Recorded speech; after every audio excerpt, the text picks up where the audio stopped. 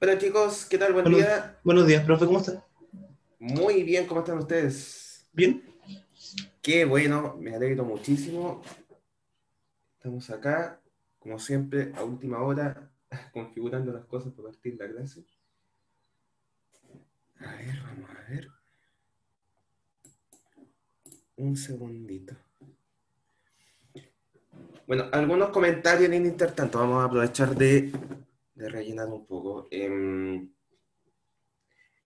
Me imagino que ya vieron que se publicaron ¿cómo se llama? Las rúbricas y los pasos a seguir en el trabajo del proyecto. En caso de que no lo hayan visto, les recomiendo encarecidamente que lo vayan viendo para que tengan tiempo, tanto para armar el informe como la presentación. Um, un segundo. Perfecto. Respecto al control de mañana, bueno, por motivos que eh, escapan a lo que organizamos al principio del semestre, tuvimos que cambiar la fecha del control, que era hoy, lo tuvimos que cambiar para mañana y ahora sí lo hicimos con tiempo a diferencia de lo que pasó la última vez. ¿Ya? Así que algunos comentarios del control, bueno, va a tener la misma tónica que el control y los prácticos que ya han hecho. Sin embargo, va a tener una pequeña pregunta de tipo conceptual, si quieren llamarlo, aunque no es tan conceptual, la verdad. En la práctica, ¿qué implica esto? Que estudien con un poquito más de detención las diapositivas y todo lo que tiene que ver con el acceso de memoria, ¿ya? Conceptualmente hablando.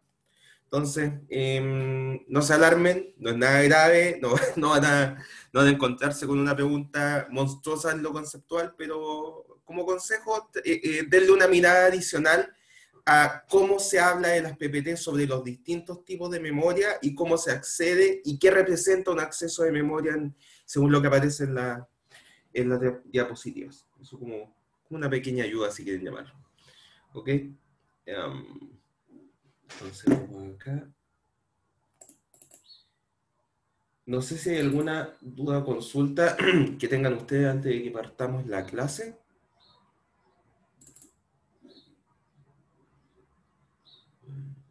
Mientras termino de abrir la presentación del día de hoy.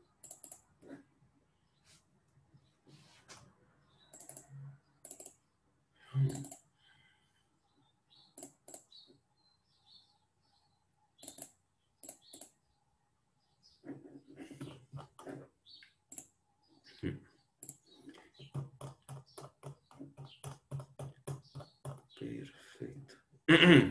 Bueno, creo que no hay consultas, entonces vamos a, si no, nos pilla la máquina rápidamente. Vamos a partir la clase del día de hoy.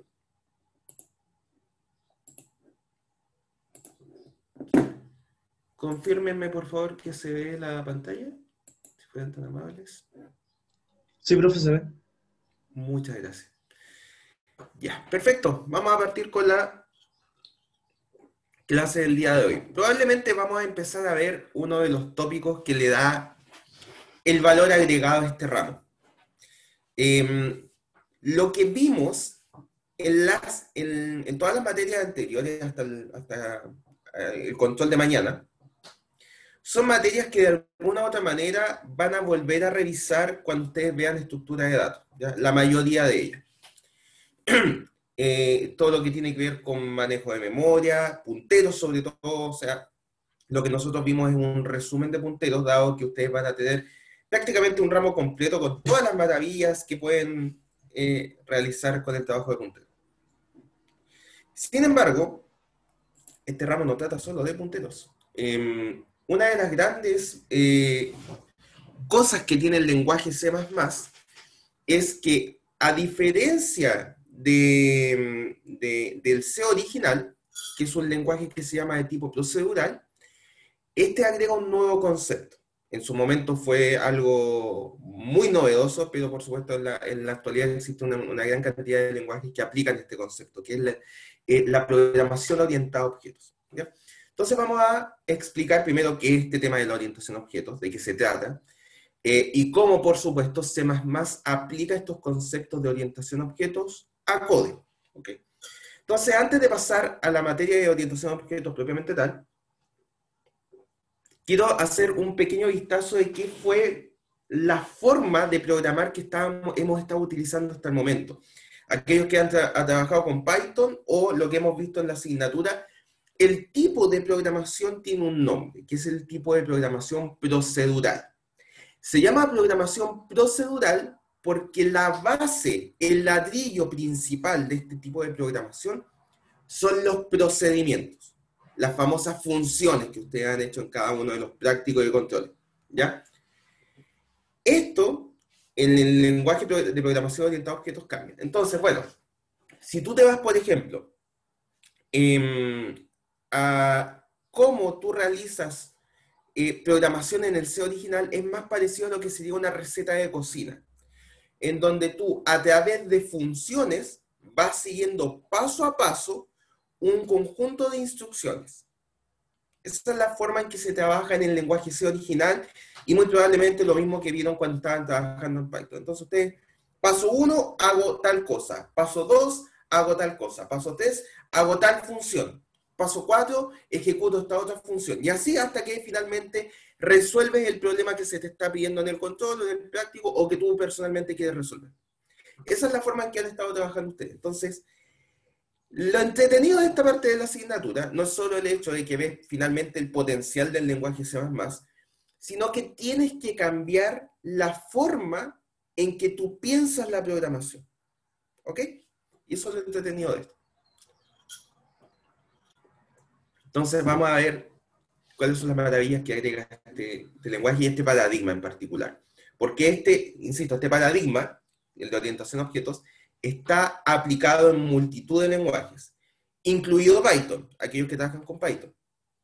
Y de hecho, aquellos de ustedes que estén en la malla de telemática, me parece que actualmente el ramo de programación orientada a objetos es obligatorio en la malla. Entonces, muchos de ustedes lo van a ver con muchísimo más detalle. Entonces, acá vamos a ver los elementos principales, lo que hace importante y entretenido este tipo de programación. Entonces, no podemos hablar de programación orientada a objetos sin antes hablar de los elementos que componen este tipo nuevo de programación. Entonces la idea es la siguiente. Nosotros dijimos que en el C original y en Python, lo que hemos hecho hasta ahora por lo menos, es hacer una receta de cocina donde tú vas siguiendo instrucciones y la resolución de ese paso a paso es tu programa en C, en C++ o en Python. Eso es lo que hemos hecho hasta ahora. En la programación orientada a objetos esto cambia. La forma en que tú tienes que pensar es la siguiente. Cuando tú resuelves tu programa, estás resolviendo algo de la vida real, ¿ok? Entonces imagínate que tú quieres, un buen ejemplo podría ser, hacer un sistema en donde se tenga distintos perfiles de usuario. Entonces imagínate un sistema tipo SIGA. Entonces tú tienes, por un lado, los profesores y los estudiantes. Ya son dos perfiles de usuario distintos. Entonces, por supuesto, el profesor debería tener ciertas funcionalidades. Por ejemplo, un profesor puede poner notas, puede dictar asignaturas, puede crear controles, crear certámenes, ¿cierto? No solo poner la nota, sino que subir el control. Puede, por ejemplo, inscribir alumnos, ¿ya? Esas son ciertas funcionalidades inherentes a la persona del profesor en este sistema. Pero también tiene ciertas cualidades, ¿ok? Por ejemplo, un profesor dentro de tu sistema puede ser un profesor de planta, puede ser un profesor part-time, puede, por ejemplo, ser del departamento de electrónica, ser del departamento de informática, de ingeniería eléctrica. Entonces, no solo puede ejecutar ciertas acciones, sino que además tiene ciertas características que son inherentes a ese perfil en particular. ¿Ok? Entonces, por un lado tenemos al profesor y, por supuesto, por el otro lado tenemos al estudiante, que a su vez tiene ciertas funcionalidades que puede ejecutar. Por ejemplo, puede rendir pruebas, puede inscribir ramos, puede cambiarse de carrera, ¿cierto? Puede desinscribir ramos, ¿sí? Y también tiene ciertas características. Por ejemplo, su rol, a qué carrera pertenece, en qué año va, cuáles son sus notas. Todas esas son características que son pertenecientes, en este caso, al perfil del estudiante. ¿Ok? Entonces, fíjate que vamos a tener un sistema donde tenemos un profesor con un estudiante y ambos perfiles pueden interactuar entre sí. El profesor le puede asignar una nota al estudiante. El estudiante puede rendir un certamen del profesor. ¿Te fijas? Entonces, mira, esto que yo le daba a modo de ejemplo es básicamente lo que trata la orientación a objetos. El hecho de que tú, en vez de pensar en una receta de cocina, tú piensas en elementos, en lo que son los famosos objetos. Objetos que describen algo de tu solución. En este caso, tú describes un objeto que modela a un profesor. Tienes otro objeto que modela a un estudiante. Y estos objetos, que son elementos de software, código propiamente, interactúan entre sí. Entonces, basado en la interacción de esos elementos, tú finalmente generas la solución de tu problema. ¿Ok? Eso que les acabo de decir, a través de este ejemplo, de manera resumida, lo que hace este cambio de chip que ustedes tienen que hacer al momento de plantear una solución en este nuevo paradigma. Es una forma de programar distinta. Y como les digo, esta misma forma de programación la pueden aplicar. Bueno, Java es el lenguaje más conocido que enfrenta este tipo de paradigma de programación, pero por supuesto en C++, como lo vamos a ver en este ramo, se puede aplicar. En lenguajes como Python, por ejemplo, PHP, aquellos que en algún momento trabajan en PHP, creo que JavaScript también permite, o sea, al final, independiente que nosotros lo vayamos a aprender en un lenguaje en particular, esto tú lo puedes aplicar en multitud de lenguajes. Por lo tanto, lo que tienen que aprender no solamente es cómo escribir el código al final del día en C++, sino que tratar de hacer el cambio de switch. Cómo yo paso de la forma de programar que hemos visto hasta ahora a este paradigma nuevo, el paradigma de programación orientada a objetos. ¿Sí? Perfecto. A todo esto, voy a dejar el chat acá abierto en caso de que hayan dudas. Bueno, yo siempre los invito a que abran el micrófono al momento que tengan consultas, pero yo voy a estar revisando acá el chat de vez en cuando para que aquellos que quieran escribir no tengan micrófono simplemente. ¿Ya? Entonces vamos a hablar de los conceptos bases que nos permiten entender de mejor manera esto que yo les di como ejemplo. ¿Ok? Lo primero que tenemos que entender es el concepto de clases. ¿Ok? Entonces, ¿qué es una clase? Nosotros dijimos en nuestro ejemplo que tenemos un problema de la vida real, ¿cierto? Que es que nosotros queremos tener un sistema en donde vamos a tener dos perfiles, ¿cierto? El de los profesores y el de los estudiantes. ¿Ya? Por supuesto, un profesor como tal, la cantidad de características y funcionalidades que puede hacer es incontable en la vida real. Un profesor tiene una edad, tiene una estatura, tiene cierto color de pelo, puede ser hombre o mujer, puede tener barba, como en mi caso, puede usar lentes o no, ¿cierto? Pero ¿cuántas de esas características, o por ejemplo también, por supuesto, un profesor puede caminar, puede correr, puede leer, puede escribir? La pregunta que tú te tienes que hacer es ¿cuántas de esas características que pertenecen, en este caso, al profesor, te sirven para resolver el problema? Por lo tanto, tú tienes que, mirar el problema de la vida real y pensar, quizás el color del pelo del profesor no me interesa tanto para la resolución de mi problema, ¿cierto? Entonces, tú lo que haces, miras el problema del mundo real y abstraes, haces una simplificación de ese problema de la vida real a tu modelo de software. ¿Ok? Entonces, en este caso, tú dices, lo que me puede interesar del profesor A lo mejor es su contrato, qué asignaturas dicta, cuál es su título, por ejemplo. Es decir, tú te fijas en aquellas cosas que te interesan de un profesor. ¿Ok? Y esa abstracción, el resultado de esa abstracción es lo que se llama una clase.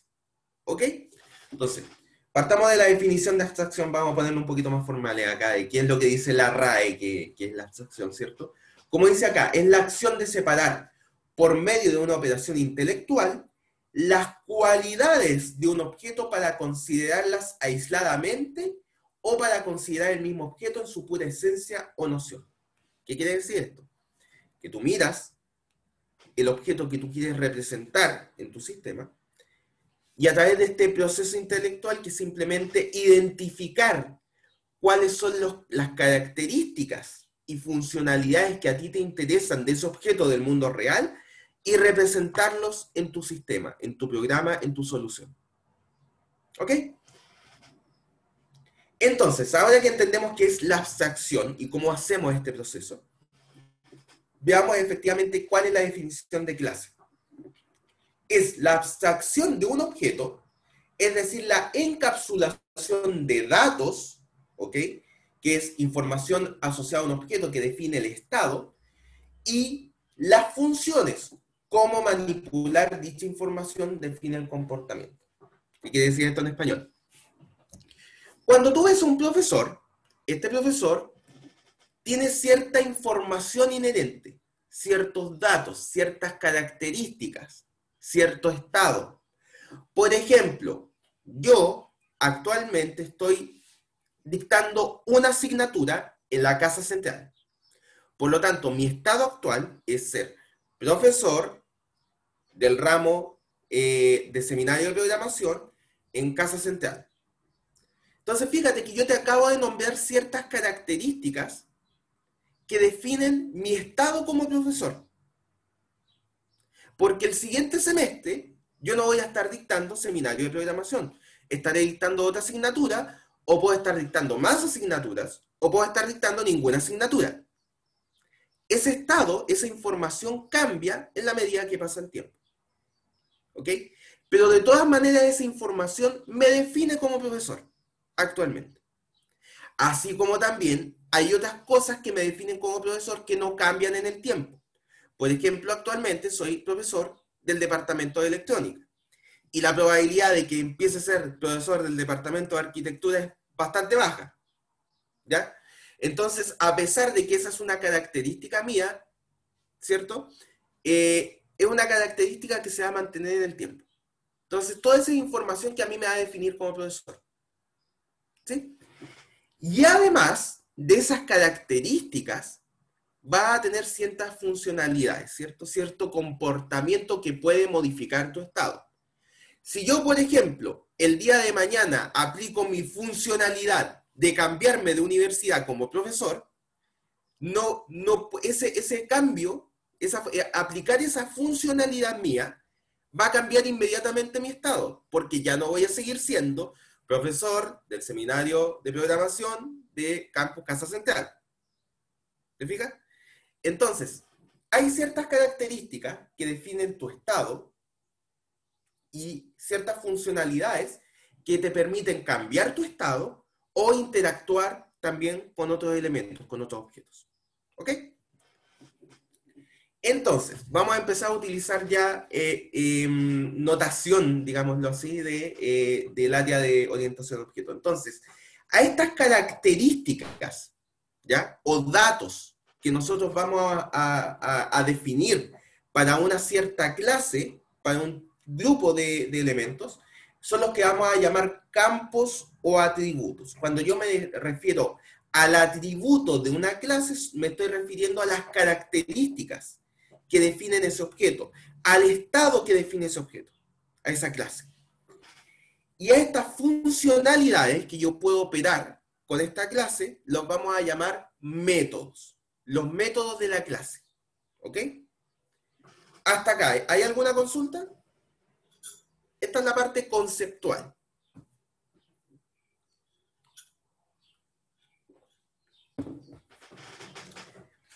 Entonces, cuando definimos la clase profesor, por ejemplo, tenemos que escoger características y funcionalidades que definan a todos los profesores. Me recuerda al WoW. ¿En qué sentido? WoW es, ay, perdónenme mi poca jerga gamer, pero es el World of Warcraft, ¿cierto? Sí. ¿En qué sentido te recuerda esto, Emiliano? Ay, las tengo bloqueado el chat, perdón. ¿Aló? En el sentido de Sí, las clases y los atributos y todo eso, me recuerda algo. tal cual. Yo creo que he jugado alguna de estos juegos alguna vez, aunque soy medio malo. Pero, efectivamente, cuando tú, por ejemplo, no sé, pues, en estos típicos juegos genéricos de RPG, cuando tú, por ejemplo, perteneces a la clase mago, no sé, por inventar una clase más fácil de entender, cualquier personaje que pertenezca a la clase mago va a poder tener las características de un mago, ¿cierto? Va a poder tener internamente ciertos hechizos, ¿cierto? Y además va a poder ejecutarlos, va a poder ejecutar ciertas características, ciertas funcionalidades del mago, ¿cierto? Que, por ejemplo, qué sé yo, tirar algún hechizo o tener, qué sé yo, atacar de cierta manera, ¿sí? Entonces, efectivamente, tiene mucho que ver. Lo que pasa es que está más explícito en ese tipo de juegos, pero sí, tiene mucho que ver ese tipo de abstracción. Entonces, lo que vamos a pensar ahora son abstracciones, pero un poquito más abajo a nivel de código, ¿ya? Que pueden o no estar a la vista del usuario, ¿sí? ¿Hay alguna otra consulta hasta acá? Profe, ¿qué pasa si Cuéntame. uno, por ejemplo, quisiera darle una clase a cada profe? Por ejemplo, un profesor de informática, otro de electrónica y otro de, no sé, eléctrica, que tengan funcionalidades Ujú. y atributos distintos, Vamos pero a no, hablar pero todo eso. Sí, tengan sí, vamos en a hablar. común la parte de profesores. No, uno no quiera repetir el código. Te me estás adelantando PPT, pues. Ah, ¿verdad? Eh, Es que como mencionó el mira, ejemplo de... te voy a dar un pequeño spoiler. Ese concepto se llama herencia y lo vamos a ver en esta clase el día de hoy. Bueno, si el tiempo nos acompaña, por supuesto, pero sí, existe, tal cual lo que estás diciendo, existe y se aplica la verdad que súper comúnmente. Así que lo vamos a ver en esta clase y es el concepto que se llama herencia. Vamos a hablar en profundidad de ese tema. Así que tranquilo, vamos para allá, ¿ya?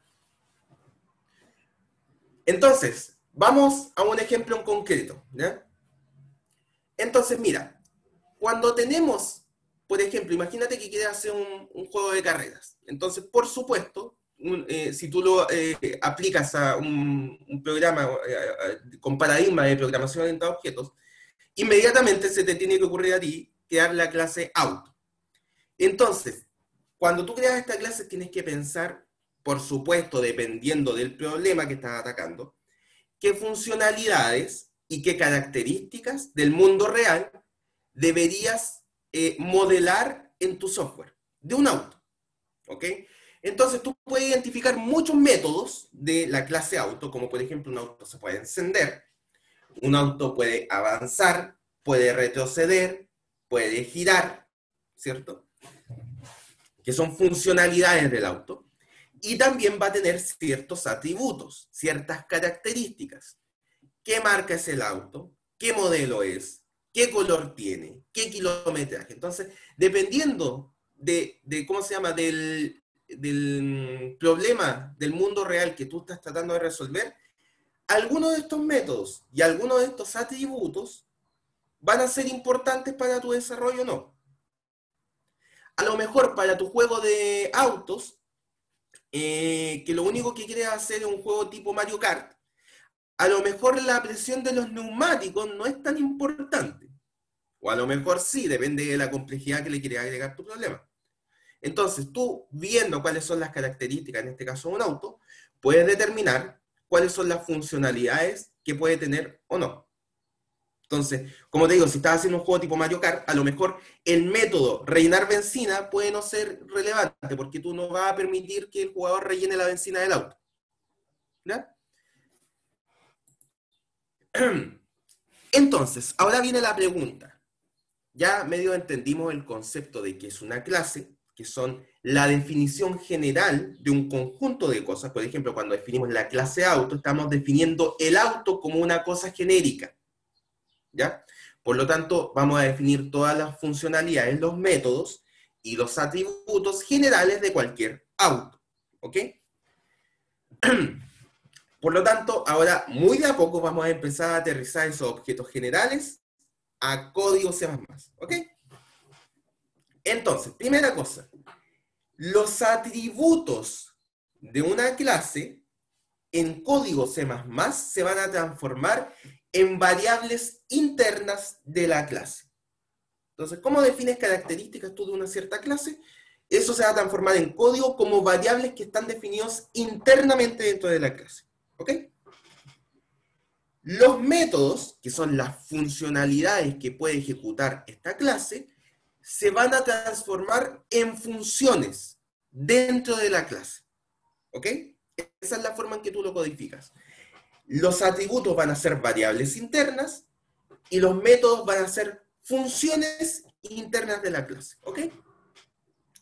Entonces, ahora, vámonos a ir al detalle de cómo vamos a ir operando estas cosas dentro del código C++.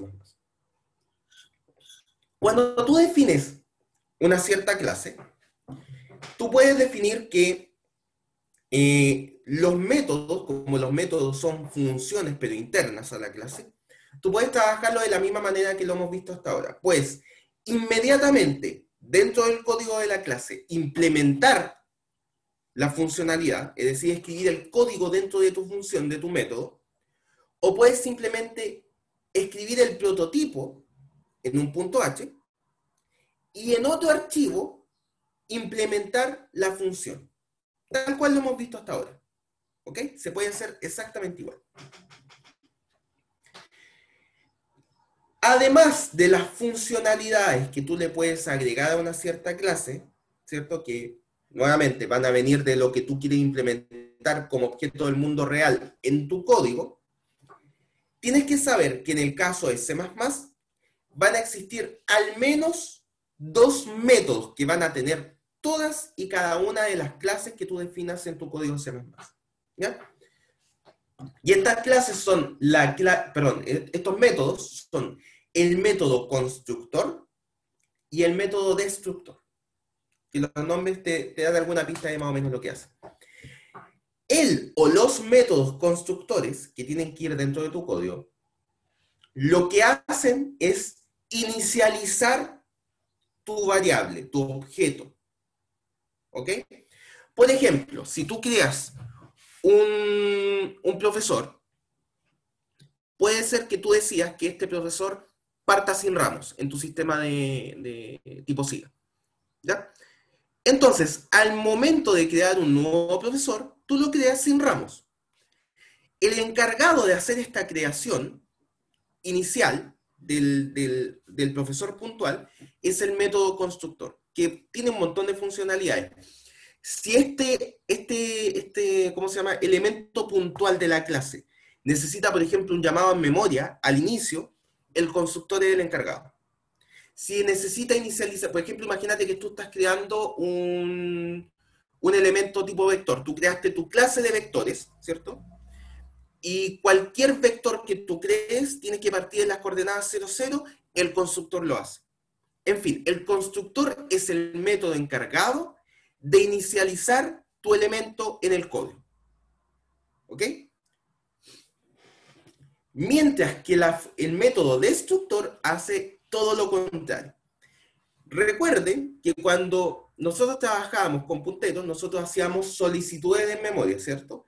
Y esas solicitudes de memoria no se liberaban a no ser que tú explícitamente hicieras la liberación de la memoria a través de la función free o a través del operador delete, ¿cierto?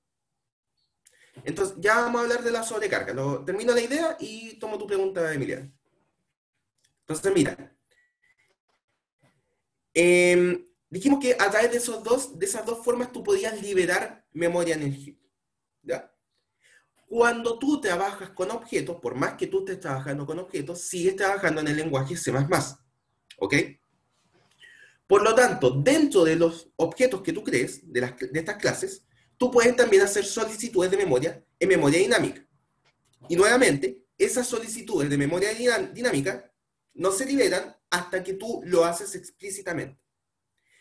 La forma de que cuando tú terminas de utilizar un objeto, libere la memoria dinámica, en el caso que tenga solicitada, es a través del método destructor. Entonces, el destructor, su funcionalidad principal es liberar todas y cada una de las memorias solicitadas en tiempo de ejecución. ¿Ok? Entonces, si por ejemplo tú tienes una clase que normalmente solicita memoria dinámica, el destructor es el método encargado de liberar esa memoria. ¿Ok?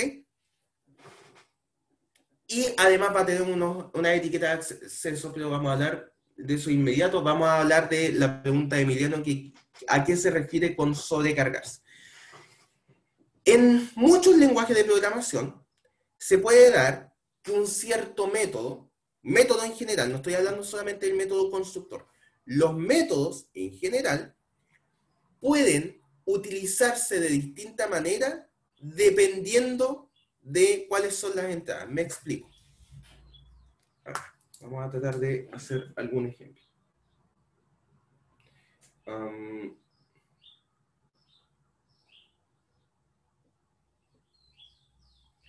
Entonces, tengo que habilitar acá un segundo. Vamos a hacer un ejemplo al tiro.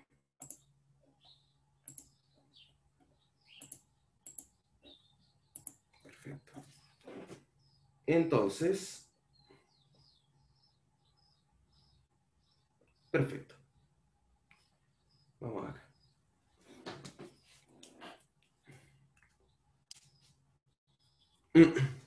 ¿Fe? Entonces, mira. Sí, cuéntame. ¿Los objetos tienen que ser memoria dinámica? ¿O pueden No definirse en memoria necesariamente. local? A ver, no necesariamente. Puede ser en ambos. Cuando tú creas una clase, la clase, van a ver que la sintaxis que utilizas en código para crear clases es muy parecido a lo que ustedes vieron en estructuras. ¿Ya? La única gran diferencia entre una estructura y una clase es que dentro de la clase además puedes definir funciones, que son los métodos. ¿Ya? Pero la forma de definirlo es muy parecida. Entonces, al igual que en una estructura, cuando tú defines una clase, esa clase se transforma en un nuevo tipo de dato. Por lo tanto, como nuevo tipo de dato, tú puedes crear variables en memoria estática, en el stack o en el heap. Exactamente igual. ¿Ya? Por lo tanto, no es necesario. Hay algunos lenguajes de programación, como Java, que cada vez que tú creas un nuevo objeto, sí o sí ese objeto va a memoria dinámica. ¿Ya? En el caso de C++, no, esto no es obligatorio. Tú puedes definir objetos en memoria estática, en el heap o en memoria dinámica. ¿Ok? Entonces, vamos a hablar de la sobrecarga. Entonces, mira. Imagínate que tenemos definido un vector. ¿Ya? Entonces, el vector, por supuesto, va a tener un método constructor. No me voy a meter mucho en la sintaxis todavía porque la voy a ver. ¿Ya? Entonces, mira. Si creamos un elemento vector, ¿ok? Una forma de crear un vector sería inicializar el vector con sus coordenadas x, y. Entonces imaginemos que vamos a crear un vector con coordenadas 3,4. ¿Ok? Entonces, perfecto. Yo voy a tener un método que va a tomar esos numeritos que yo le estoy entregando y va a tomar esos números para inicializar la posición del vector. Entonces va a decir, ok, este vector va a partir en las coordenadas 3,4. ¿Ok?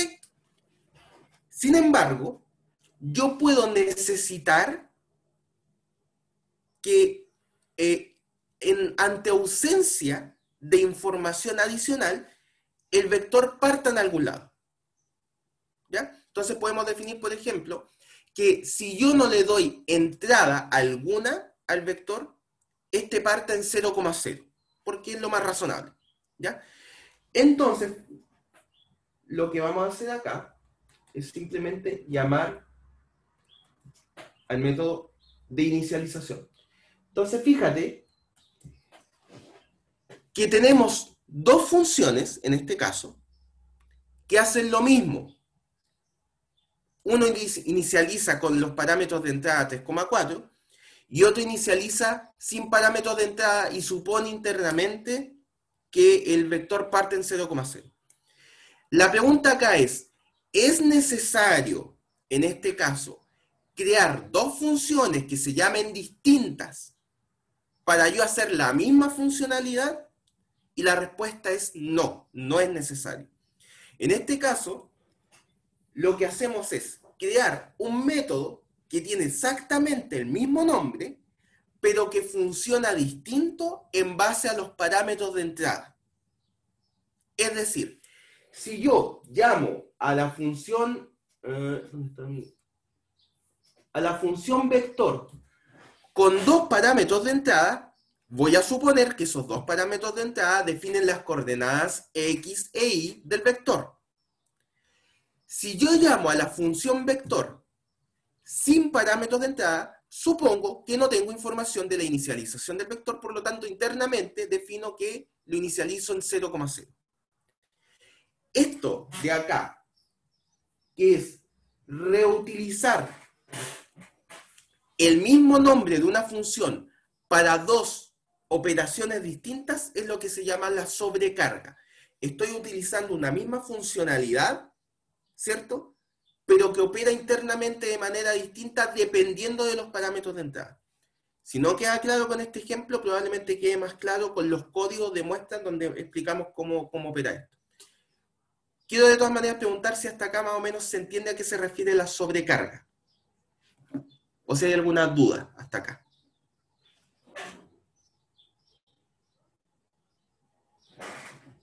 ¿Vamos bien?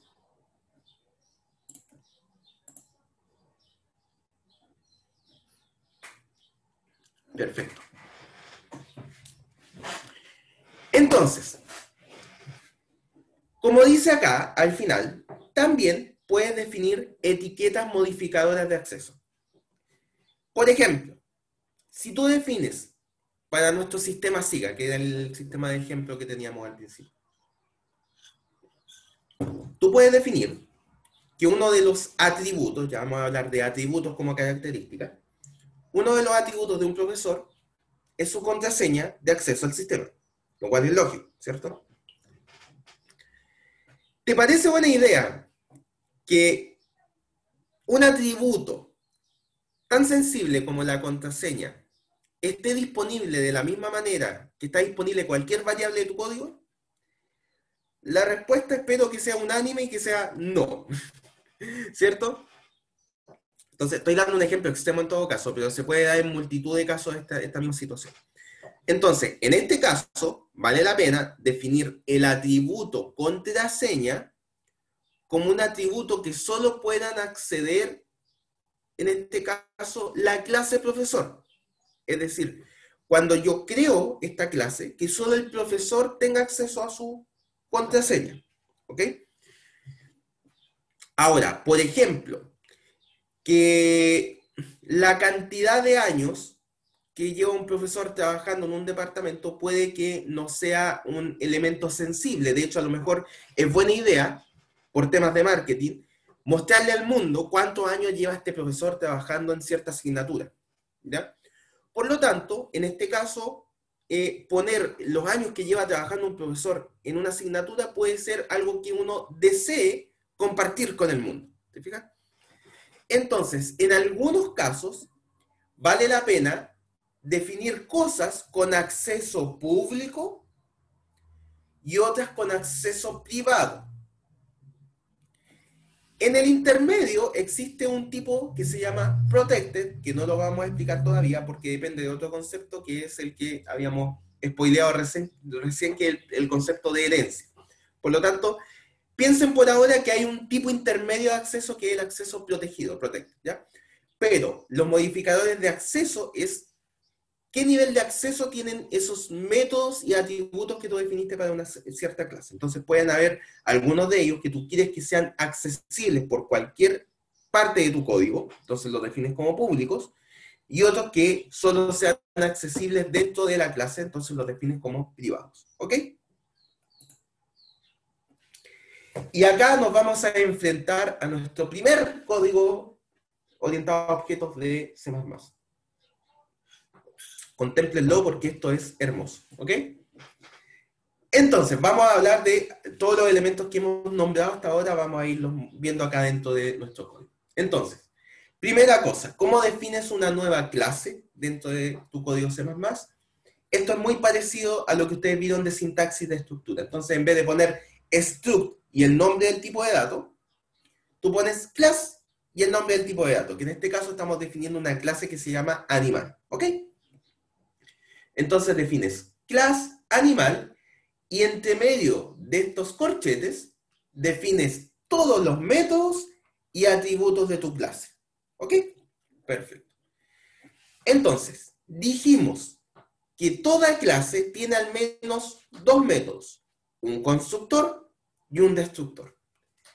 El constructor es un método que dijimos que inicializa el estado interno de la clase. ¿Ok?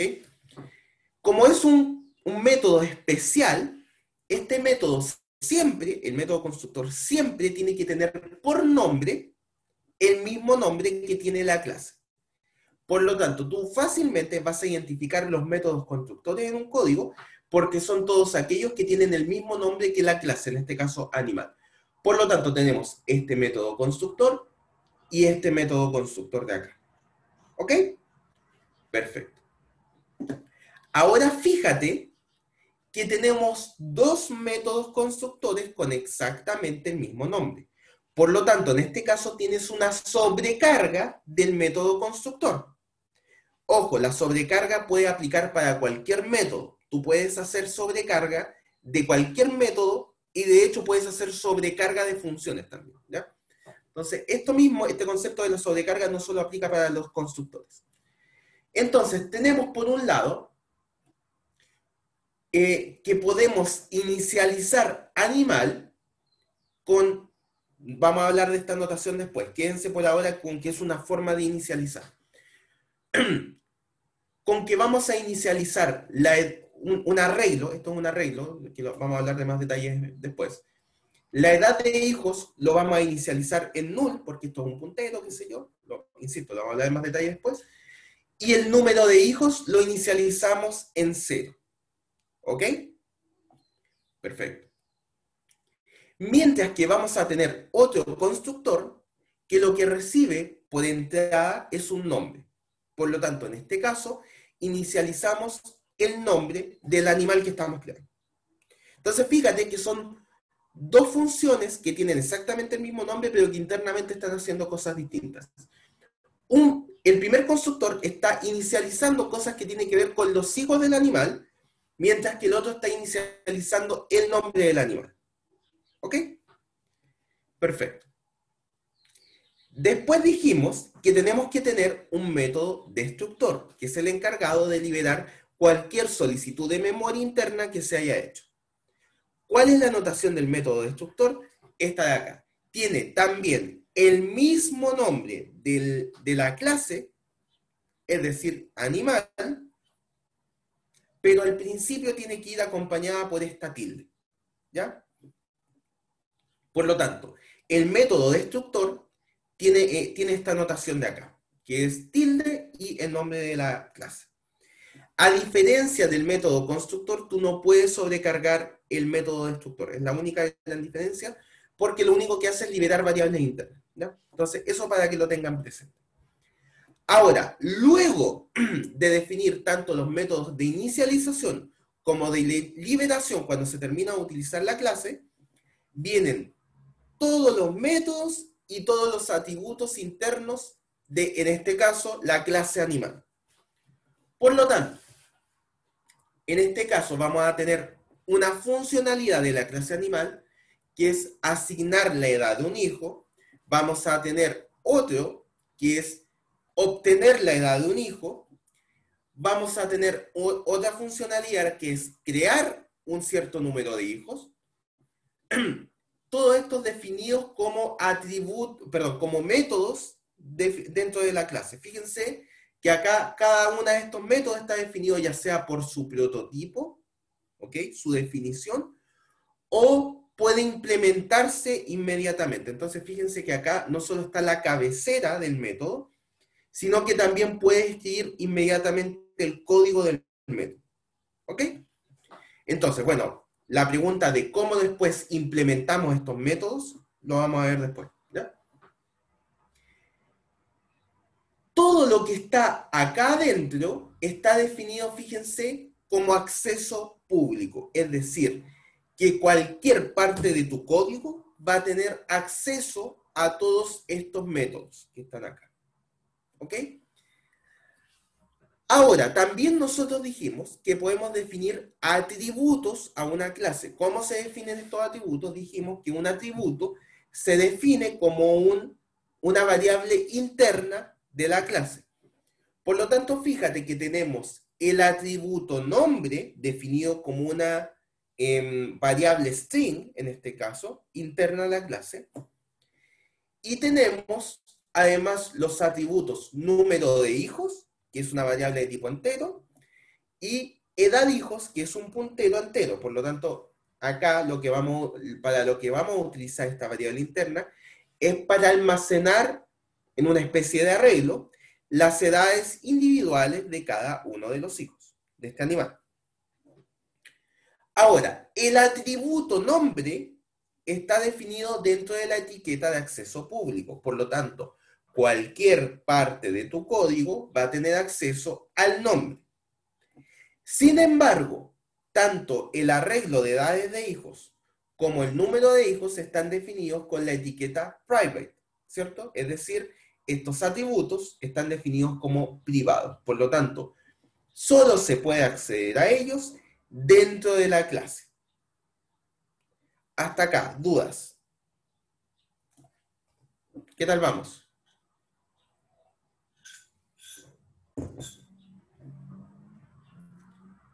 ¿Vamos bien?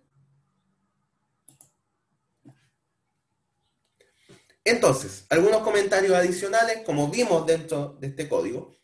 Algunos métodos van a encontrarse en la forma de prototipos, es decir, solamente la definición, como estos de acá, el asigna edad hijo y el edad hijo, o algunos van a estar implementados dentro de la clase, como es este caso acá. Que tú hagas uno u otro depende de la forma en que tú quieras ordenar tu código. Ahora, si tú defines un método como prototipo, eso quiere decir que la implementación tiene que ir en otra parte, ¿ya? Como dice acá, sino implementarlo fuera de la clase. Es decir, se debe agregar la referencia a la clase, que vamos a ver inmediatamente qué significa eso en sintaxis, ¿ya? Ahora, la forma de inicializar, nosotros vimos que la hacemos a través del constructor, ¿ok? Entonces, el constructor es simplemente un método, es decir, una función que tiene entradas internas, ¿ok? O sea, es decir, que tú puedes darle una entrada de la misma forma que tú defines entradas para cualquier función. Ahora, en particular, los constructores tienen una forma adicional de recibir entradas, que son las que se llaman listas de inicialización, que tienen esta notación. Tú pones el constructor 2 puntos y luego de esto defines cómo vas a inicializar cada una de las variables internas de la clase. Entonces, fíjate que estamos diciendo que el puntero edad hijos, este de acá, lo vamos a inicializar con null. Y esta es la notación que tú ocupas. Edad hijos, paréntesis, null, quiere decir que el puntero edad hijos tú lo inicializas con null. Mientras que la variable n hijos, que es esta variable de tipo entero que aparece acá abajo, la inicializas con 0. ¿Ok? Es una forma rápida de inicializar variables en un constructor, la lista de inicialización. ¿Ok?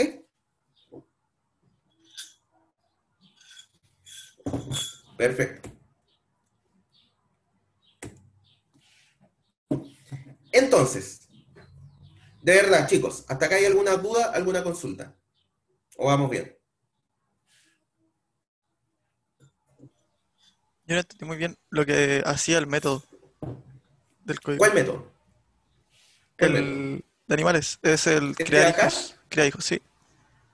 Ah, ya, lo que hace particularmente. En este caso recibe como este ejemplo en particular, es una función interna que lo que hace es recibir un número entero que internamente se va a transformar en cuántos hijos yo agrego a este arreglo, ¿ya?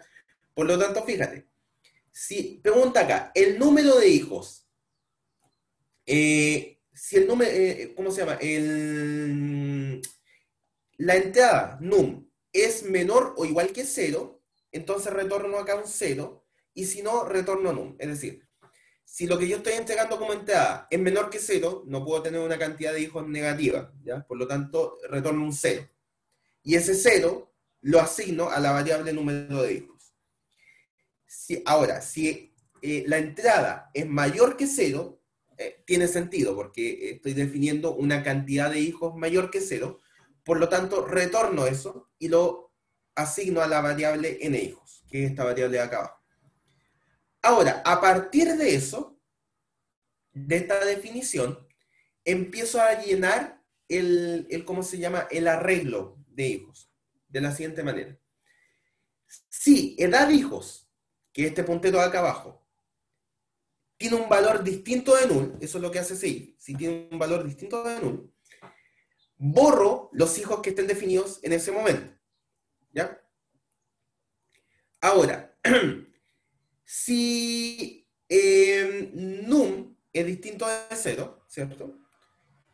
Creo en memoria dinámica un arreglo utilizando la notación de C++, ¿cierto? Es decir, new int con tamaño num, que es el número de hijos, y ese puntero que se retorna a esa dirección de memoria, la asocio al puntero edad hijos. En caso contrario, retorno un null, porque estoy definiendo una cantidad de hijos negativa, ¿ya? Eso es lo que está haciendo en concreto ese código, pero no quiero que se enreden tanto si es que no entienden toda la notación que está ahí, porque aparte que está como compacta. Esto uno podría haberlo hecho con un par de if también y a lo mejor se hubiera entendido mejor. Pero lo que está haciendo, en términos sencillos, es cuando yo llamo a este método, inicializo la variable nhijos con la entrada, ¿ya? Y además creo un arreglo del largo del número de hijos. Eso es lo que está haciendo en términos sencillos. No sé si se entenderá hasta ese punto. Sí, ahora sí. Gracias, profe. No, gracias a ti por la pregunta. ¿Ya? Continuamos. Aquí está. Ahí sí. Un segundo que pasé a apretar algo. Ok. Entonces, bueno, aprovechando que estábamos acá, nosotros dijimos que podemos crear prototipos de métodos. Es decir, tú simplemente defines el método dentro de la clase y por supuesto eso implica que tienes que implementar el método en algún otro lado. Vamos a ver cómo se hace. Entonces, la clase, por lo general, va a ir en un archivo .h, en un archivo de cabecera. Por lo tanto, si tú creas tu clase en un archivo .h, va a ir acompañada de la implementación de los métodos de la clase en un archivo .cpp. Por lo general se estila que este archivo con extensión .cpp, que lleva código dentro, tenga el mismo nombre que el archivo .h. Y ambos deberían tener el mismo código, el mismo nombre que la clase. Es decir, tú deberías crear un archivo .h por cada clase y a su vez un archivo CPP que implemente los métodos de esa clase. ¿Ok? Entonces, mira, ¿cómo se traduce esto en código? En este caso tenemos, este de acá va a ser nuestro archivo .cpp, que se va a llamar probablemente animal.cpp. ¿Ok? Como este archivo está implementando los métodos definidos en el archivo .h, lo primero que tienes que hacer es agregar el archivo .h como una cabecera. Entonces lo que tienes que hacer acá es un include de la cabecera donde está definida la clase animal. ¿Ok? A partir de esto, a continuación tú vas implementando cada uno de los métodos de la clase que estén definidos como prototipos. En este caso vamos a tener la implementación del constructor, del destructor y además de algunos métodos que no estaban definidos dentro de la definición de la clase. Entonces, veamos la notación ahora. ¿Cómo implementas un método de la clase? La forma de hacerlo es la siguiente. Primero, pones a cuál clase te estás refiriendo. Es decir, voy a implementar un método de la clase animal. Entonces, fíjate que cada uno de estos métodos que tú estás implementando, todo esto de acá, parten con el nombre de la clase, que en este caso es animal. Y luego, con la notación doble dos puntos, indicas cuál método de la clase animal es el que vas a implementar. ¿Ok? Entonces, por ejemplo, tomemos por ejemplo este de acá. Estamos diciendo que vamos a implementar de la clase animal el método edad hijo. ¿Ok? Entonces, de esta manera, te aseguras que el método edad hijo que estás implementando es el método definido en la clase animal. ¿Ok?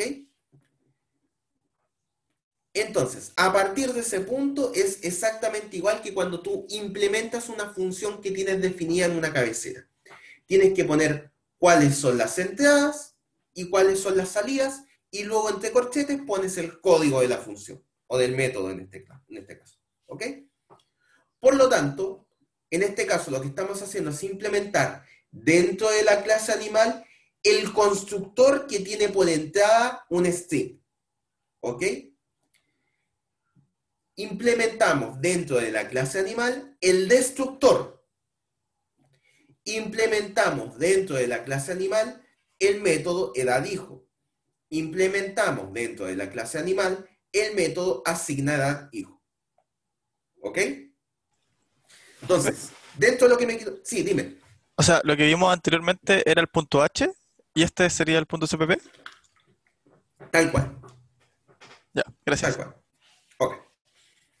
Entonces, dentro de lo que me quiero detener acá, es un ejemplo de uso del destructor. Insisto, si tú no tienes peticiones de acceso a memoria dinámica dentro de tu clase, es probable que el destructor pueda ir vacío, sin código, porque no necesitas liberar memoria internamente. ¿Ya? Pero en este caso, fíjense que el arreglo este de edad hijos tenía solicitud a memoria dinámica, porque acá hacemos una solicitud a memoria dinámica en esta parte, con el comando newInt, con ese operador. ¿Ya? Por lo tanto, cuando dejamos de utilizar la variable asociada, tenemos que liberarla. Y eso se hace en el destructor. Entonces, fíjate, se consulta acá. Si el puntero edadHijos es distinto de null, eso es lo que implícitamente está preguntándose ahí, borramos el arreglo completo de edadHijos. Es decir, liberamos la memoria solicitada y borramos el puntero. Eso es todo lo que hace el destructor. ¿Ok? Y a partir de este punto tenemos las implementaciones de cada uno de los métodos de la clase animal.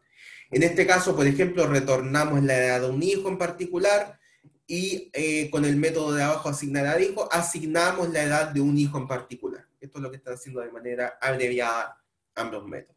¿Ya? ¿Hasta acá dudas?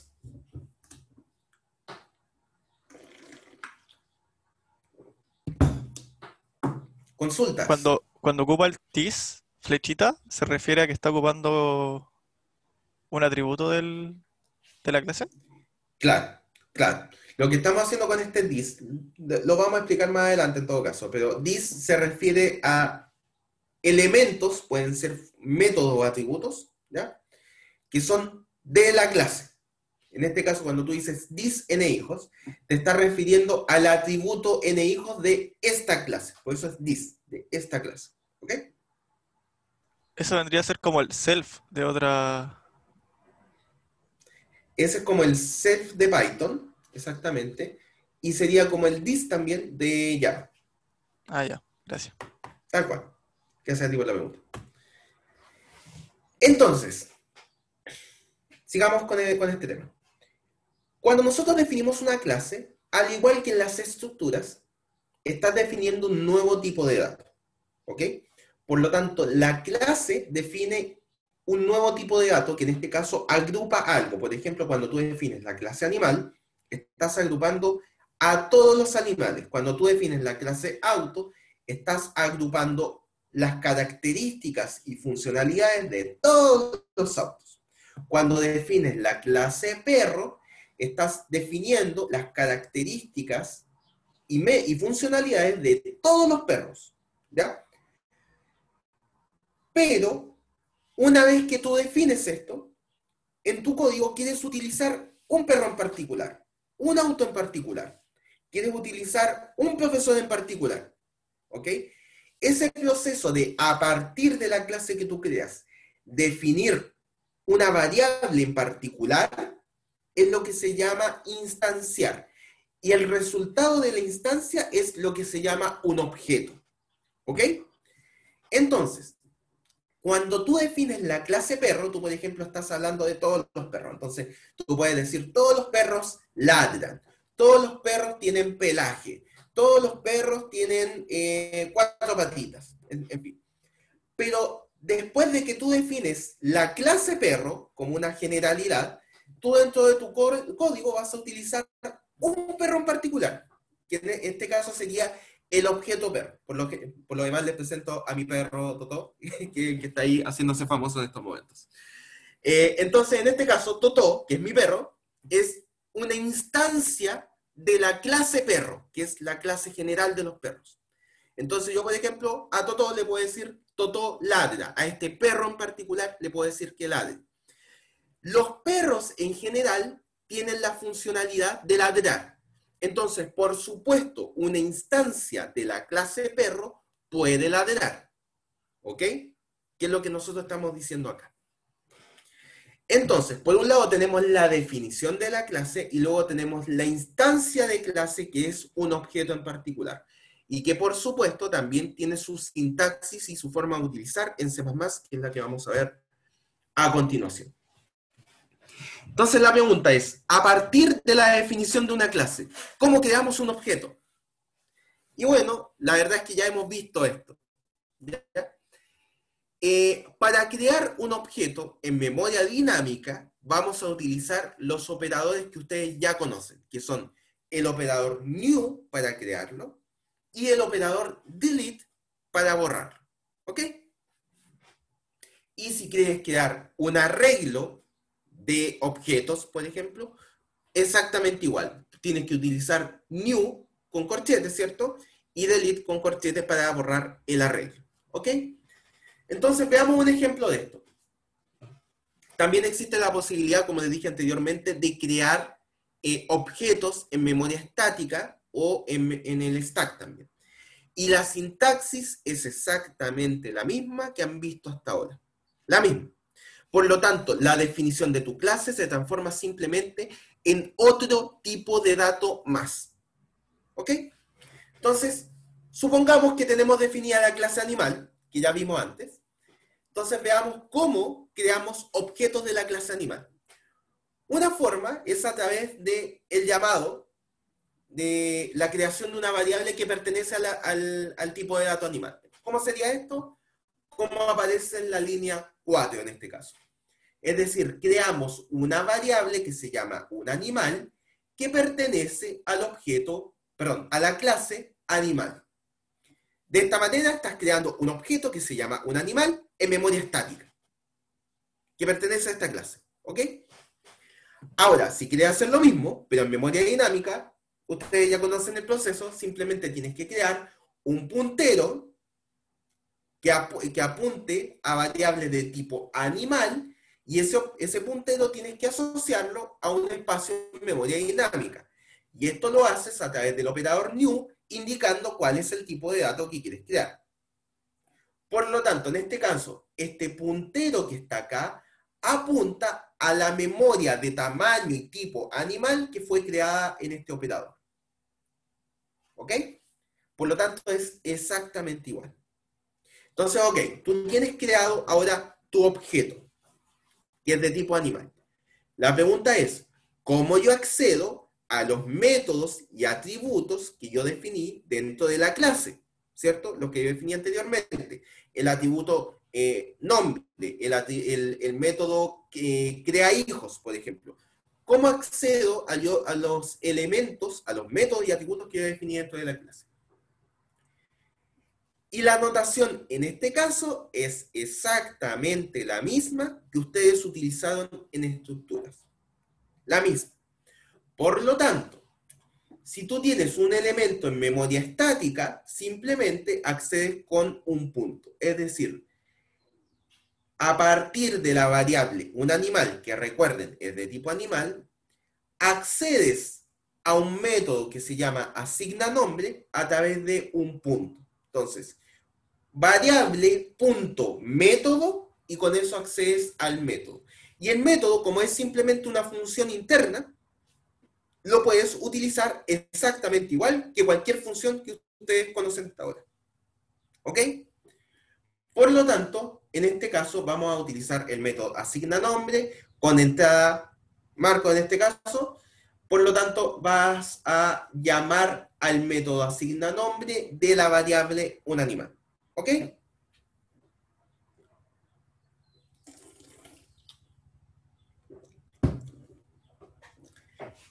Entonces, ahora, si el objeto se encuentra en memoria dinámica, utilizas exactamente la misma notación que nosotros vimos cuando teníamos estructuras en memoria dinámica. Es decir, en vez de utilizar el operador punto, utilizamos el operador flechita. Que en este caso, el operador flechita lo que hacía era tomar el puntero, desreferenciarlo y luego acceder al atributo, o en este caso, al método. ¿Ok?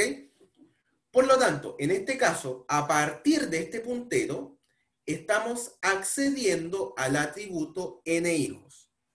Y con este otro puntero estamos accediendo al atributo nombre. Recuerden, el operador flecha lo que hace es toma el puntero, lo dereferencio para poder acceder al contenido, y luego de dereferenciar, accedo al contenido, en este caso, al atributo. ¿Ok?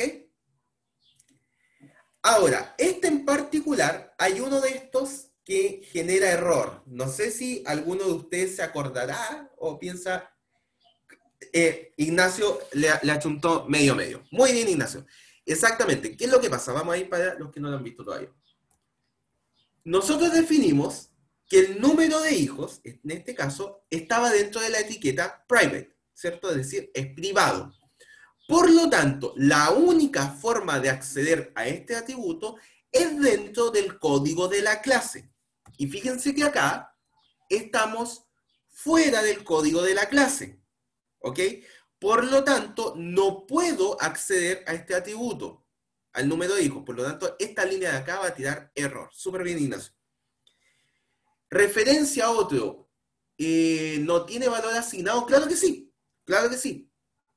Porque acá, fíjate, ese es un tema. Cuando nosotros, ya sea con esta notación o con esta notación, creamos un objeto, ya, porque lo que estamos haciendo es crear un objeto, ese objeto tiene que estar inicializado, ¿cierto? Pregunta, ¿a través de qué método nosotros inicializamos objetos? A ver si se acuerdan de lo que hablamos recién. El constructor, excelente, Emiliano. Por lo tanto, ya sea con esta notación o con la notación de acá abajo, cada vez que tú creas un objeto, estás llamando al constructor de manera implícita, que es el encargado de inicializar. Por lo tanto, todas las variables que aparecen acá ya fueron inicializados con ciertos elementos al principio, que son los elementos con los que fue inicializado a través del constructor. Por eso es tan importante el constructor, porque si no, efectivamente tendría razón lo que dijo Diego, no, ¿quién fue? Emiliano, exactamente, Emiliano. Efectivamente, no tendría definido nada esto de acá. el puntero referenciado, no tendría nada asignado. Pero el constructor es el encargado de hacer eso, ¿ok? Diego Almonacid dijo el valor por defecto, efectivamente, pero ¿de dónde viene ese valor por defecto? Ese valor por default, ¿cierto? Por omisión, viene dado por el constructor. ¿Ok? Y eso es lo que tienen que tener claro. No es que el objeto, o sea, la clase invente valores. La inicialización de este objeto viene dado por lo definido en el constructor. ¿Ok? Perfecto. Entonces, bueno, tú creaste las variables, hiciste algo con esas variables, en este caso mostramos cosas por pantalla, y en algún momento tú decides, bueno, ya terminé de usar mi variable, la voy a dejar de utilizar, por lo tanto, como la creaste en memoria dinámica, en este caso, utilizas el operador delete para borrar. Cuando tú utilizas el operador delete, no solo estás borrando este objeto en particular, sino que también internamente estás llamando al destructor.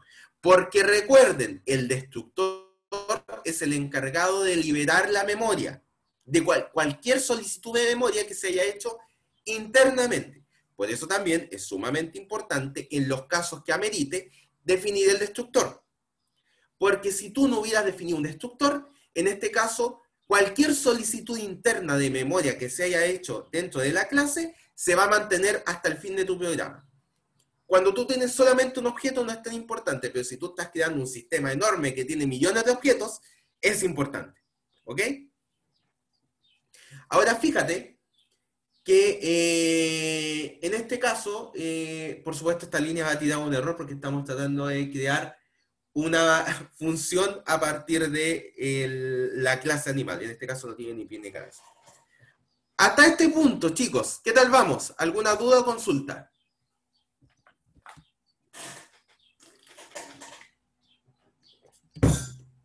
¿Vamos bien?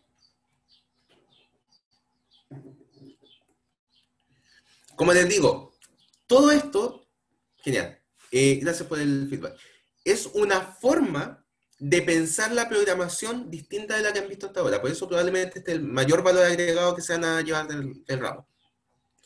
Antes de meter cualquier línea de código, traten de entender conceptualmente todo lo que estamos hablando acá. Porque una vez que tú entiendes conceptualmente todos y cada uno de los elementos que hemos hablado ahora, la pregunta que viene es, ok, este concepto, ¿cómo lo paso a código? Y como ustedes ya son expertos codificando, la pregunta se vuelve más sencilla, porque es preguntarte solamente cómo escribo el código de esto que yo conceptualmente entendí. ¿Ok? Perfecto. Continuamos entonces. Volvamos a hablar un poquito, a pesar de que ya hemos hablado con bastante detalle, solamente volver a mencionar el tema de los modificadores. Los modificadores, public, private y protected, son simplemente definiciones de acceso a los métodos y atributos que tú definas dentro de una clase. Entonces, el protected probablemente se va a entender mejor cuando hablemos de la herencia, pero público quiere decir que cualquier cosa que esté definida como pública, vas a tener acceso desde la misma clase, obviamente, desde subclases, que eso viene dado del concepto de herencia, que lo vamos a ver más adelante, y desde, en verdad, cualquier parte del código. Desde cualquier parte del código que tú quieras acceder a ese método o a ese atributo, vas a poder hacerlo. Mientras que cuando tú defines algo como privado, el acceso solo se da dentro de la clase. ¿Ok? Ahora, por omisión, por default, todo está, si tú no defines algo, todo se define como privado. ¿Ok? Por lo tanto, si tú creas variables internas y no les das ninguna etiqueta, esos van a ser tomadas como privadas. Que esa es finalmente otra de las grandes diferencias con las estructuras. Cuando tú creas una variable interna dentro de una estructura, por omisión se entiende que esa variable interna es pública, porque puedes acceder a ella desde cualquier parte del código. En las clases ocurre lo contrario. Cada vez que tú creas una variable interna y no le defines un nivel de acceso, se supone que es privada, se hace ese supuesto. ¿Ok? Por lo tanto, acá, esta etiqueta public, ¿cierto? Define que todo lo que esté bajo la etiqueta public está definido como público, por supuesto. Todo lo que esté bajo la etiqueta protected está definido como protegido. Vuelvo a insistir, va a entenderse mejor qué es protegido cuando hablemos de herencia. Y lo que esté bajo la etiqueta private, ¿cierto? Quiere decir que todo lo que esté bajo esa etiqueta está definido como privado. ¿Ok? Genial. Entonces, ahora vamos a volver a la pregunta que hizo su compañero, no recuerdo quién fue el que hizo la pregunta de si podía generar profesores con distintas... Que se haga presente para dirigirle la respuesta ahora. Hola, ¿fuiste tú, Diego? Ya. Entonces, ahora vamos a responder la muy buena pregunta que hizo, que fue, bueno, y si yo quiero definir profesores con distintas características, ¿cierto? Por ejemplo, a lo mejor, ¿qué puede ser? Por ejemplo, la diferencia entre los profesores part-time y los profesores de planta. ¿Ya? Entonces, por ejemplo, a lo mejor imagínense que un profesor part-time le definan un límite de ramos de los cuales puede tomar. ¿Ya? Imagínate que un profesor part-time pueda tomar un máximo de 2 ramos, estoy inventando. Mientras que un profesor de planta puede dictar 4 o 5 asignaturas. ¿Ya? Entonces, puede ser una diferencia en los atributos. O, por ejemplo, a lo mejor un profesor part-time puede estar asociado a varios departamentos. Por ejemplo, un profesor part-time puede estar dictando clases en el departamento de electrónica porque tiene algunas competencias de electrónica, y puede estar dictando a lo mejor también clases en el departamento de informática porque tiene competencia de informática. Puede darse. En cambio, un profesor de planta, por lo general, siempre está asociado a un departamento. Entonces, tú puedes hacer esa diferencia. ¿Qué es lo que uno haría en este caso? Tendría que quedar la clase profesor part-time y la clase profesor de planta, ¿ya? Entonces tendrías que escribir los métodos y atributos de cada uno de estos profesores. Pero resulta que el profesor part-time y el profesor de planta, por más que tengan estas pequeñas diferencias, siguen teniendo algunas cosas en común. Por ejemplo, un profesor part-time puede, por ejemplo, tener un número de contrato al igual que un profesor de planta. Un profesor part-time puede poner notas, al igual que un profesor de planta. Un profesor part-time puede, por ejemplo, inscribir alumnos en su asignatura, al igual que un profesor de planta.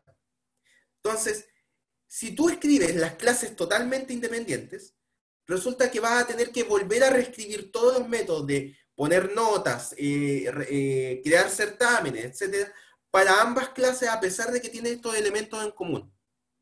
¿Ok? Entonces, suena un poquito más inteligente crear una clase que sea la clase profesor, una clase general que se llame profesor, que tenga todos los métodos y atributos comunes a todos los profesores, y a partir de ese punto tú digas, ok, a partir de este profesor general existen los profesores de planta que tienen ciertas funcionalidades adicionales, ¿ya? Y existen los profesores part-time, que tienen otras funcionalidades adicionales. ¿Te fijas? Entonces, esta idea de crear una base a partir de la cual tú, ¿cómo decirlo? De la cual tú obtienes atributos y métodos que son comunes en clases distintas, es lo que se llama herencia. Entonces, como se habla de herencia, de hecho, conceptualmente los elementos que se utilizan es hablar de clase base o clase padre incluso, que es esta clase general de la cual yo heredo cosas, ¿ya? Por ejemplo, la habilidad de poner notas, yo la heredo de la clase profesor, que es la clase padre, mientras que las clases que heredan se llaman las clases hijas o las clases derivadas, ¿ya? Porque estas clases heredan cosas de esta clase más grande, de esta clase superior, si quieren llamar, ¿ya? Y es por eso que se define esta jerarquía de clases, ¿cierto? Que tenemos una clase, este árbol jerárquico, ¿cierto? Tenemos una clase base, de la cual nosotros heredamos algunos elementos, ¿ok? Entonces, ahora, esto que conceptualmente hablamos recién, ¿cómo se ve en el código de C++? ¿Ya? Entonces, imagínate que tú defines la clase animal, ¿ok? Entonces, tú tienes la clase animal, entonces un animal tiene que comer, tiene que respirar, puede reproducirse, ¿cierto? Sin embargo, por ejemplo, podríamos en alguna parte de nuestro código hablar de funcionalidades específicas para ciertos animales, ¿ya? Entonces, por ejemplo, podemos hablar de las diferencias, por ejemplo, entre un cocodrilo y un pez. Ambos son animales, ¿cierto? Por lo tanto, ambos tienen que comer y ambos tienen que respirar, pero cada uno respira de forma distinta, cada uno come de forma distinta. Ahora, por ejemplo, tú puedes decir, no sé, la diferencia entre un pez y un perro, a lo mejor tú puedes definir en tu solución, el pez tiene la habilidad de nadar y a lo mejor el perro tú podrías definir que no tiene la habilidad de nadar, porque depende de cada perro si nada o no, ¿te fijas? Entonces tú, si bien todos estos tipos de animales son animales, por lo tanto pertenecen a la clase animal, tienen algunos elementos que lo hacen único, por lo tanto tú puedes desagregar un poco más esas funcionalidades y atributos. ¿Ok? Entonces vamos a ver cómo se ve esto en código C++. Entonces fíjate, tenemos definida la clase animal en otra parte, y ahora vamos a crear una nueva clase que se llama la clase cocodrilo. Como es una nueva clase, la sintaxis es la misma, ¿cierto? Tú defines class para definir una nueva clase y el nombre de la clase, que es cocodrilo. ¿Ok? Pero en este caso vamos a definir que cocodrilo va a ser una clase derivada de animal, es decir, una clase que va a heredar todos los métodos y atributos de la clase animal. ¿Cómo se anota esto en C++? Pones 2 puntos y luego el nombre de la clase base, en este caso. En este caso estamos definiendo que la clase cocodrilo hereda de la clase animal. Por lo tanto, todos los métodos y atributos definidos en la clase animal se heredan. Por lo tanto, dentro de esta clase también existe. Por ejemplo, crear hijos lo tiene la clase cocodrilo. ¿Qué sé yo? Asignar edad de hijos también lo tiene la clase cocodrilo. Asignar nombre también lo tiene la clase cocodrilo. Pero además, la clase cocodrilo tiene un atributo en particular, propio de la clase cocodrilo, que en este caso es el número de dientes. ¿Ok? Por lo tanto, además de tener todos los métodos y atributos que vienen de la clase animal, que es esta clase base, tiene el atributo particular de los cocodrilos para esta solución, que es el número de dientes. ¿Ok? Por lo tanto, no es necesario reescribir todos los métodos que tú los métodos y atributos que tú definiste en la clase base para la clase derivada. ¿Ok? Y esto, por supuesto, aplica para cualquier otra clase que herede de esta clase animal.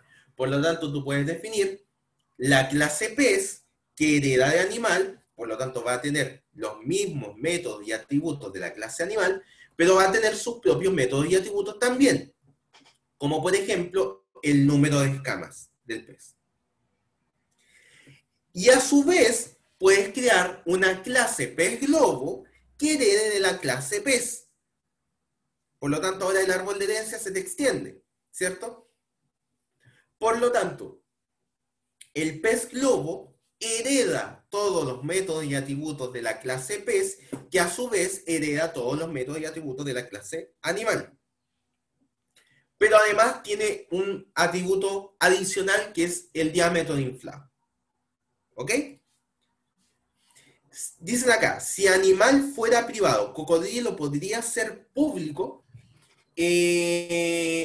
Tú te refieres por esta anotación de acá. Lo que pasa es que este modificador, en este punto, el de acceso, tiene que ver con otra cosa. Tiene que ver con, al momento de heredar cosas, de qué manera las heredas. A ver, entonces, imagínate que en animal tú definiste algunos elementos como privados. Cuando tú defines un elemento como privado, eso quiere decir que ese método o atributo solo puede ser accedido desde la misma clase. ¿Ok? Por lo tanto, en el caso de animal, vamos para acá. En el caso de animal, estos atributos que están definidos como privados no pueden ser accedidos por cocodrilo. Por más que los esté heredando, porque están definidos como privados. ¿Ok? Entonces ahí es donde entra la importancia ¿cómo se llama? El modificador que todavía no hemos hablado, que es protected.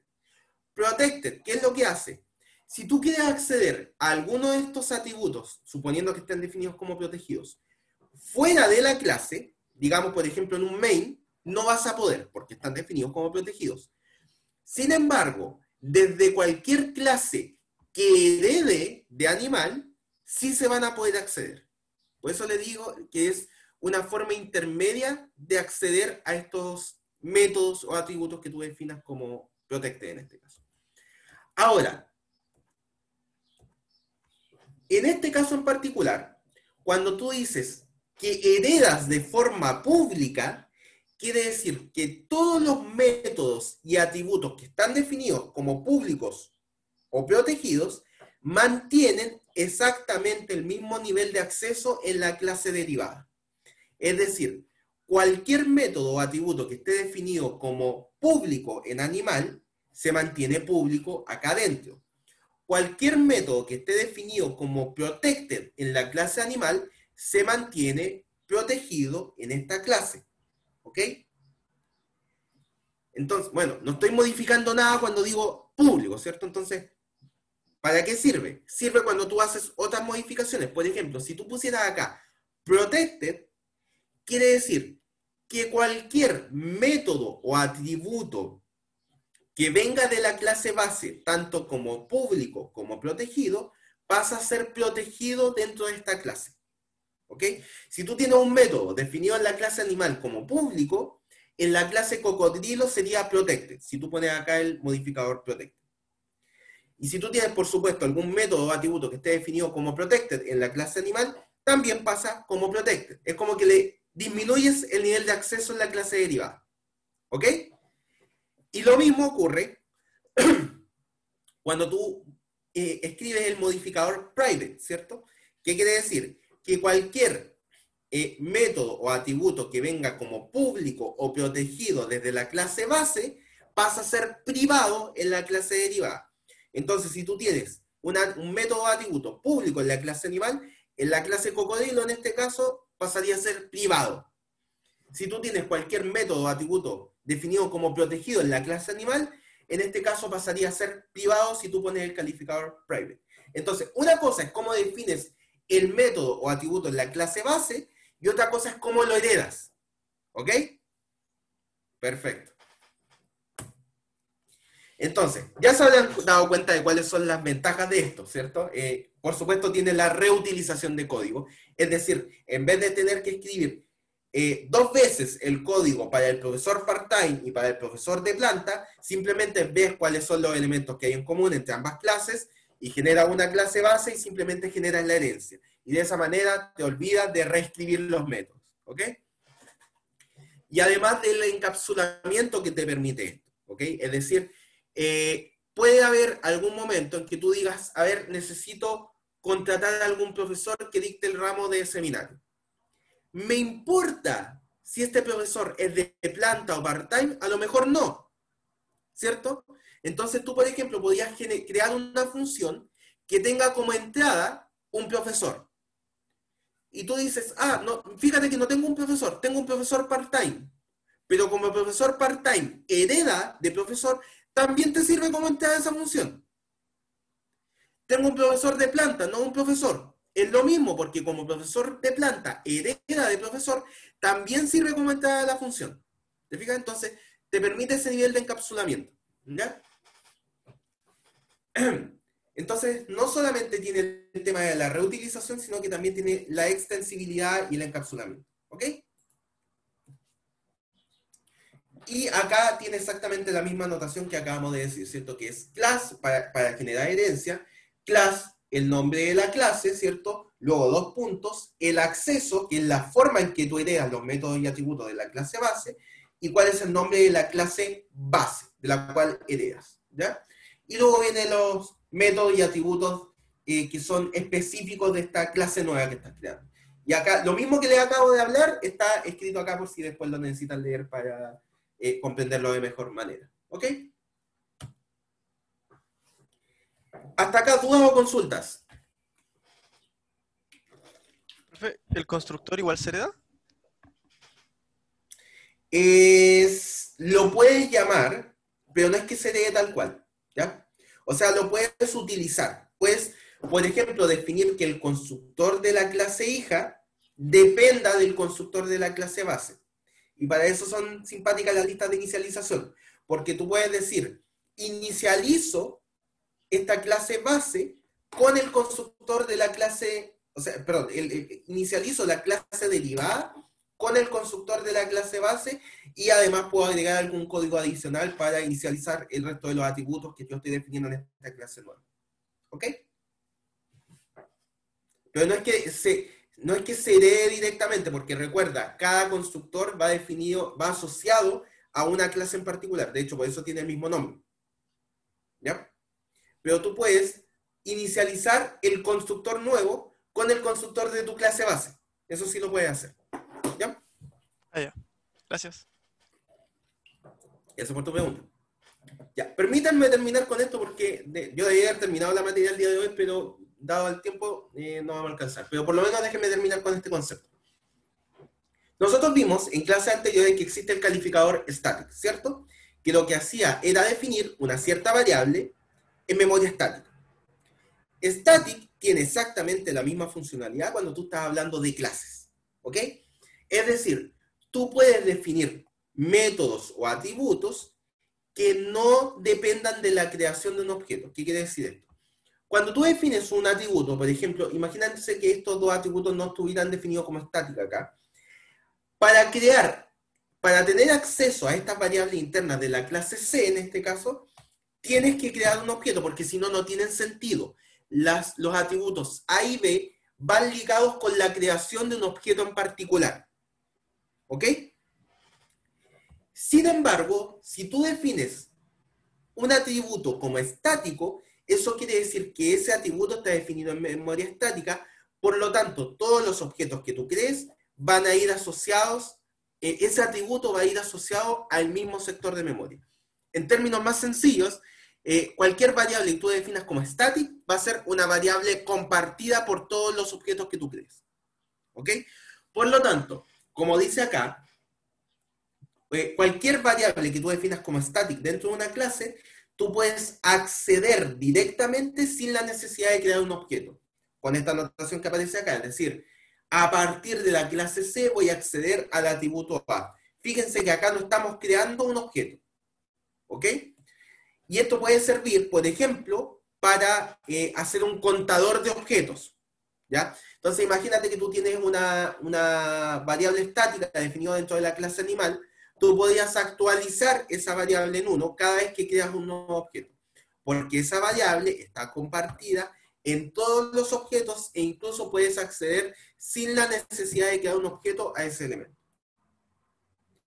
Chicos, ¿dudas, consultas de lo que se ha hablado hasta ahora? ¿Muy perdidos? ¿O se entendió bien?